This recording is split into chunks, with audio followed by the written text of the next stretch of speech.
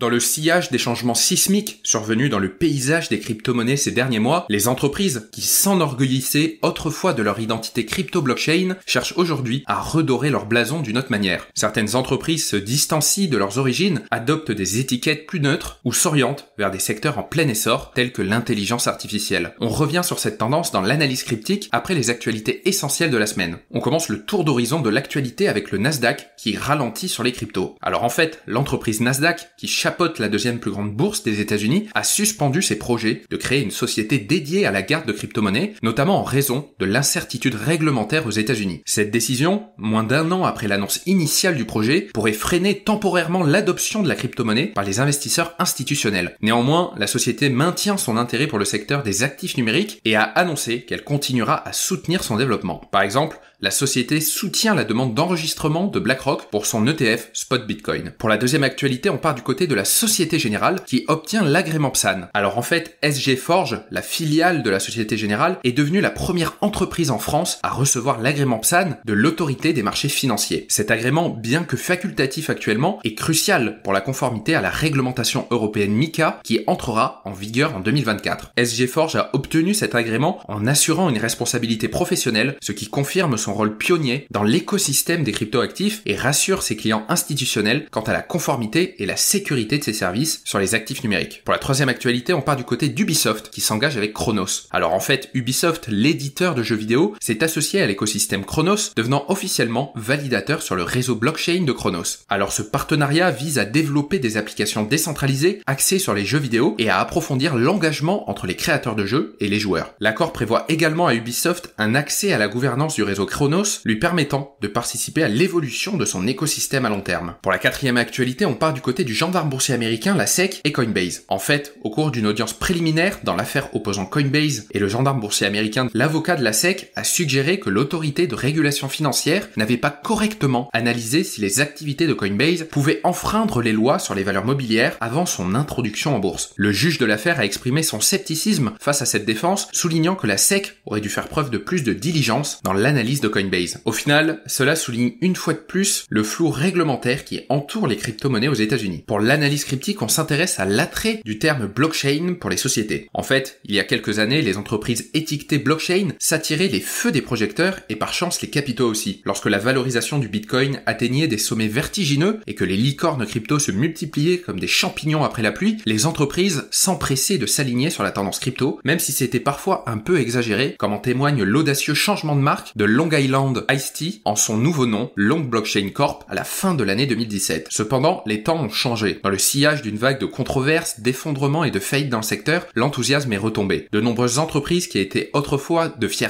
porte-drapeaux du secteur prennent aujourd'hui leur distance par rapport à leurs origines. Dans un marché qui a subi une année relativement obscure sur l'année écoulée, ces entreprises ont adopté des tactiques de survie, notamment en adoptant le terme plus neutre de Web3, en minimisant les références aux actifs numériques sur leur plateforme ou même en se tournant vers le dernier cri de la technologie, l'intelligence artificielle. Prenons l'exemple des mineurs de Bitcoin, Hive Digital Technologies et Riot Platforms, tous les deux cotés en bourse qui ont récemment supprimé le terme blockchain de leur titre, s'éloignant ainsi des termes crypto-monnaie pour s'orienter vers d'autres voies, notamment vers l'intelligence artificielle. Customers Bank, le partenaire bancaire privilégié de nombreuses entreprises blockchain, a également mis ses aspirations crypto-blockchain en veilleuse. D'un autre côté, Aaron McDonald, cofondateur de Futureverse, une startup d'intelligence artificielle dédiée au métaverse, qui a récemment levé 54 millions de dollars, est désireux de se débarrasser de l'étiquette de société de blockchain. Bien que Futureverse soit né de la fusion de 11 entreprises, dont certaines étaient ancrées dans le domaine des crypto-monnaies, Aaron McDonald insiste sur le fait que la blockchain ne constitue qu'une petite partie de la pile technologique de l'entreprise. Il reconnaît toutefois que l'un des projets les plus connus de Futureverse est Fluffworld, une collection de lapins de dessins animés NFT. Par ailleurs, Paradigm, une société d'investissement qui a accumulé 2,5 milliards de dollars pour les investissements crypto en 2021, a été confrontée à des réactions négatives après avoir apparemment supprimé les références aux crypto-monnaies de son site web et afficher un intérêt accru pour l'intelligence artificielle. Toutefois, Matt Wang, cofondateur de Paradigm, a déclaré que cette omission était une erreur et a rétabli les références aux crypto-monnaies sur le site web. Désormais, la page d'accueil de Paradigm arbore des bannières déroulantes portant l'inscription crypto. Car il faut le reconnaître, rendons à César ce qui est à César. Si le terme blockchain fait moins rêver, cela n'empêche pas la majorité des 100 plus grosses entreprises cotées en bourse de déployer la technologie dans une partie de leurs activités. Plus précisément, c'est 81 des 100 plus grosses sociétés cotées en bourse qui utilisent la technologie blockchain dans leurs services. Voici ce qu'il fallait retenir dans l'actualité des crypto-monnaies cette semaine, et on se retrouve la semaine prochaine pour un nouveau tour d'horizon.